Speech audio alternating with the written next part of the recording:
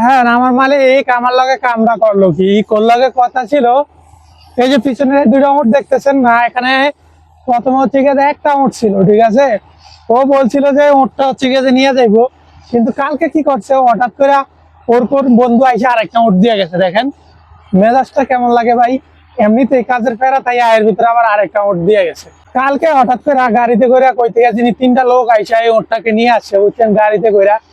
আমি পরে আমার মালিকের কল দিলাম, কই কিরে তুই না উট ওটা নিয়ে যাবি, কইছে তারপর আরেকটা উট নিয়ে আইছে, এটা কে? পরে ও কইতেছে কই না আমি তো কিছু জানি না বুঝছেন। পরে ওরা ওরা ওই যে সৌদি নিয়ে আইছে, যে পোলা বয়সী একটা সৌদি নিয়ে আইছে, ওরা আমি সৌদির কাছে ফোন ধরিয়ে দিলাম। পরে ওরা ওরা কি কি জিনিস কথা কতক্ষণ বললা। এই যে উটটারে দেখছেন, এটা একটা বাচ্চা উটের মতো, এটা রাইখে চলে গেছে গা। পুরাতন যে উটটা আছে ওইটারে আজকে আমি 6-7 মাস ধরে এটার এখানে পালতেছি, ঠিক আছে। আমার তার বেতন দেওয়া লাগে না, এই জন্য আসলে খালি সব নিয়ে আসে এখানে ভাই, মাথা মুথা বুঝছেন, এমনিতে খারাপ। অন্যান্য আমার কাজ কিন্তু এটা না বুঝছেন, এই উটের কাজ না। তারপরেও প্রথমে আমার এখানে যখন মাজরা শীতকাল ছিল তখন মাজরাটা বন্ধ ছিল, ঠিক আছে। আমি এমনিতে বসেছিলাম, তখন ভাবছিলাম যে হয়তো থাক কয়দিন পালি উটেটা, ঠিক আছে, যাক সৌদি হয়তো বা নিয়ে যাইবো মা। এখন দেখি এটা যে আইনা রাখছে আর নিতে আসে না, আরো আরো একটা নিয়ে আইছে বুঝছেন, আল্লাহ জানে। এখন আবার এই দুইটারে মিল্লা কয়দিন রাখে। মরুভূমিতে এত গরমের ভিতরে আমি এত কষ্ট করে ভিডিও বানাই, আপনারা ভিডিও দেখেন ঠিকই কিন্তু লাইক এবং ফলো করেন না। আশা করি এই ভিডিওতে লাইক করে দিবেন ভাই। এই উট ওইটা যেটা নতুন আনছে না, এটা যেই টাকাটাকে আমার আসলে আমার রুম এখানে রাত্রে আসলে ঘুমাইতে পারতাছি না, এটা ডাকা ডাকিতে বুঝছেন। কফিল এই যে দেখেন, এই যে এই শাবক গুলো, এটা হচ্ছে খাঁচা আর কি। এই শাবক গুলো আগে ওই বাইরে ছিল বুঝছেন, ওই বাইরে থেকে এখানে আনছে, আইনা বইলা দিয়ে গেছিল যে উট এটা নেবো।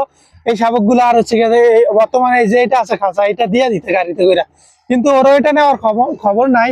নতুন একটা উট নিয়ে আইছে, এত ফেরা দেয় ভাই উটেটাই দেখেন খালি ডাকে। আমার উঠে আগেরটা এটা কিন্তু কোনোদিন, আজকে এটা 6-7 মাস ধরে আছে, একটা দিন একটা টু শব্দ করে না। বাট এটা আইসা নতুন সারা রাত বইরা যে ভাই আমার কি জ্বালান জ্বালাইতে আছে আল্লাহ। যে সৌদিটা এই ওরটারে নিয়ে আসছে, আমি ওরে বললাম যে দেখ আমার এখানে দুইটা ব্লক ছিল বুঝছেন, এই একটা আর এই যে কালকে রাত্রে এটা একটা দিয়ে দিছি, অল্প একটু রাখছি। ওরা আমি বলছি যে দেখ আমার ওই যে ওই জায়গার থেকে তুই কয়টা ঘাস আইন না দে। ও আমার বলতেছে যে না না না এগুলা নিয়ে যাইবো, তুই ভয় পাইস না। এটা দেখেন এখন ওইটা এই যে আজকে সকালে এটা দিতে হইবে, এখন এই যে সকাল হয়েছে।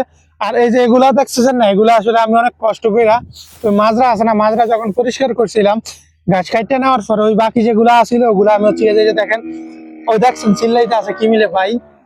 এগুলা হচ্ছে গেছে যে গাড়ি দিয়ে নিয়ে আসছি। আর এই দুইটা উট কিন্তু হচ্ছে গেছে পালাটা তেমন একটা কষ্ট না, কষ্টের কাম হচ্ছে কি এই উটগুলোর জন্য যে খাবার গুলো আনি আমি আসলে অনেক দূরের থেকে এই ঠেলা গাড়ি দিয়ে আরাবি দিয়া, ঠিক আছে, অনেক কষ্ট করে হচ্ছে গেছে ধাক্কিয়ে ধাক্কিয়ে আনতে হয়, এটা একটু কষ্ট।